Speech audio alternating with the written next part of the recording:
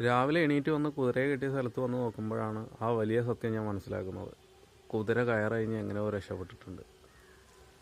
രാത്രി ഇവിടെ കെട്ടിയത് നേരം വെളുത്ത് നോക്കുമ്പോൾ കാണാനില്ല, കയറ് മാത്രം അവിടെ ബാക്കി. ഇനിയിപ്പോൾ കുതിരനെ തിരഞ്ഞു നടക്കുന്ന സമയമാണ്. വല്ലാത്ത ജാതി കയറ് തവള തന്നെ കിടക്കുന്നുണ്ട് ഈ മരത്തിൽ, കുതിരയെ കാണുന്നില്ല. ഇത് അനിയൻ്റെ കെട്ടാണ്, മണ്ടൻ കെട്ടിയിട്ട് ഞാൻ ശ്രദ്ധിച്ചിരുന്നില്ല. ഇത് വലിച്ചാൽ ലൂസാവുന്ന ടൈപ്പ് കെട്ടാണ് അത് കെട്ടിയിട്ടുള്ളത്. പിന്നെ ഇങ്ങനെ കുതിര പോവാതിരിക്കുക. പിന്നെ കുതിരക്ക് പകരം പോത്താണ് പോയിരുന്നെങ്കിൽ നമുക്കൊരു വേജാറൊക്കെ വന്നിരുന്നു. പക്ഷെ കുതിര ആയതുകൊണ്ട് യാതൊരു പേടിയും തോന്നിയില്ല. കാരണം ആരെങ്കിലും ഒരാൾ വിളിക്കും ഇവിടെ കുതിര ഉണ്ട് പറഞ്ഞിട്ട്.